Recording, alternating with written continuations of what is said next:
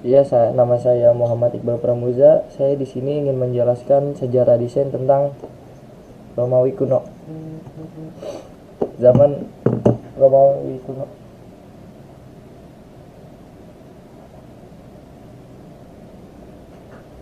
Zaman Romawi kuno.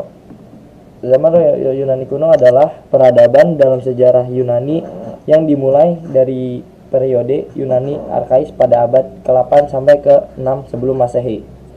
Hingga berakhirnya zaman Yunani kuno ini dan mulai abad pertengahan awal. Peradaban ini mencapai puncaknya pada periode Yunani klasik yang berkembang pada abad ke-5 sampai ke-4 sebelum Masehi. Dan juga Yunani kuno mempunyai 5 jenis sejarah. Yang pertama ada seni, yang kedua ada patung, yang ketiga ada bangunan, yang keempat ada pakaian, dan kelima terakhir ada huruf. Yang pertama seni. Seni di zaman Yunani kuno ini terbagi ke dalam 4 masa gaya seni, yaitu geometrik, arsaik, klasik, dan Helenistik. Yang kedua, pada periode geometrik, karya seni banyak berupa guci yang terbuat dari tanah liat dengan motif-motif garis, kotak, dan motif-motif geometris lain di permukaannya.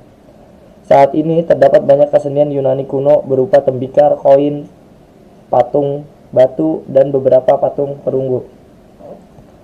Lalu yang kedua ada patung. Patung di era Yunani kuno ini, sebagian patung terbuat dari batu marmer atau batu gamping. Cara pembuatannya ada yang bebas dipahat di atas meja, berputar, dan ada pula yang melekat di dinding yang disebut relief. Patung yang dibuat terdiri dari patung berdiri tegak, sedangkan pada era klasik patung dibuat lebih hidup. Dengan dibuatnya gaya kontraposto, yaitu teknik dalam dunia seni patung, teknik ini menghadirkan ilusi seolah satu kaki patung menyanggah beban di atasnya, kaki yang lain tampak santai dan natural. Yang ketiga ada bangunan.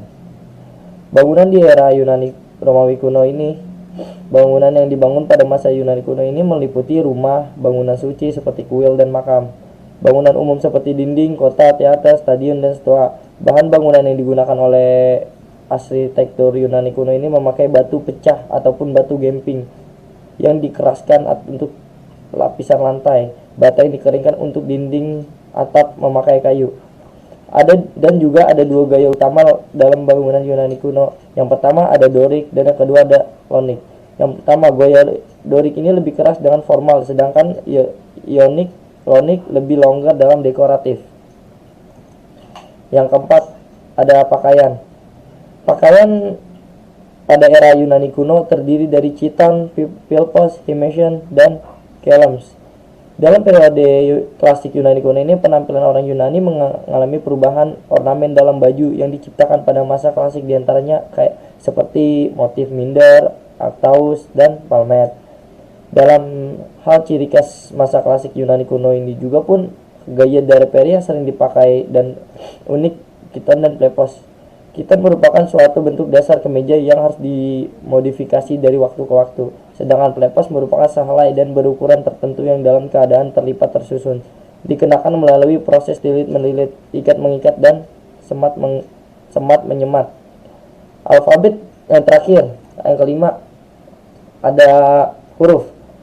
Jadi huruf Yunani kuno ini mempunyai alfabet yang terdiri dari aksara Yunani yang mempunyai 20 jenis huruf dan telah digunakan untuk menulis bahasa Yunani sejak akhir abad ke-9. Sistem penulisan huruf Yunani kuno diadopsi dan Fenisia ditulis dan dibaca dari kanan ke kiri. Penulisan ini pun disebut dengan retrograde. Ya, sekian penjelasan dari saya tentang zaman Yunani kuno. Saya ucapkan terima kasih. Wassalamualaikum warahmatullahi wabarakatuh.